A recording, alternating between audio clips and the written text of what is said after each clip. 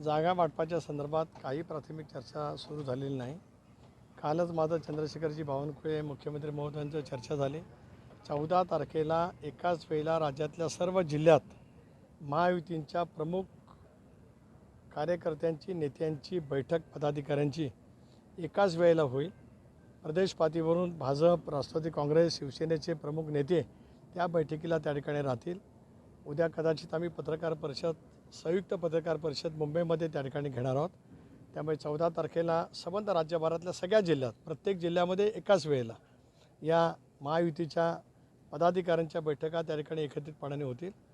मुख्यमंत्री महोदयांचं सुद्धा बोलणं झालं तर 1 तारखेच्या आसपास अलीकडे पलीकडे फेब्रुवारीच्या एक फार मोठा मेळावा कोकणचा मुंबई किंवा नवी मुंबईच्या आसपास करायचा आम्ही नियोजित करतो आहोत। उद्या परवाच्या बैठकीमध्ये त्याचं नियोजन त्या ठिकाणी होईल। जागा वाटपाची चर्चा यथावकाश योग्य वेळी नक्की त्या ठिकाणी होईल। आम्ही एक गोष्ट निश्चित ठरवलेली आहे की महायुती म्हणून या निवडणुकीला सामोरं जायचं असताना 45+ हे उद्दिष्ट ठेवून आम्ही लढणार आहोत।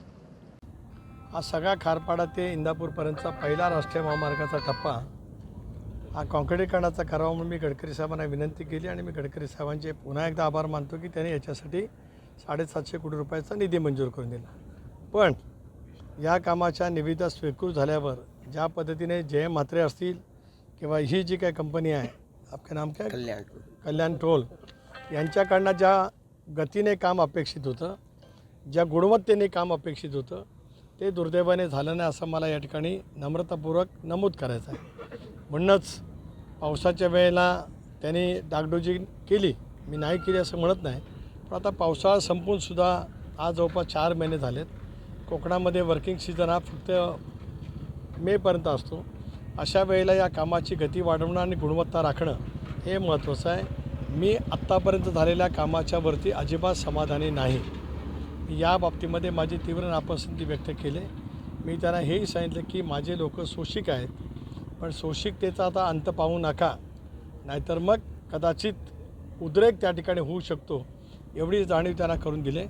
म्हणूनच दररोज त्याने आज मला डोलवीपासून जे सांगितलं ते दररोज प्रगती काय होणार ते अधिकारी पण मला रोज व्हॉट्सअपवरती कळवतील, हेही कळवतील आणि 13 किंवा 14 तारखेला पुन्हा याच रस्त्यावरनं अलिबागला जात असताना मी याची पाहणी करून जाणार आहे। देश विदेशातील प्रत्येक घडामोडींचे लाईव्ह अपडेट मिळवण्यासाठी आता साम टीव्हीच्या सर्व सोशल मीडिया प्लॅटफॉर्मला लाईक, फॉलो आणि सबस्क्राईब करा। तसंच सर्व नोटिफिकेशनसाठी बेल आयकॉन प्रेस करायला विसरू नका।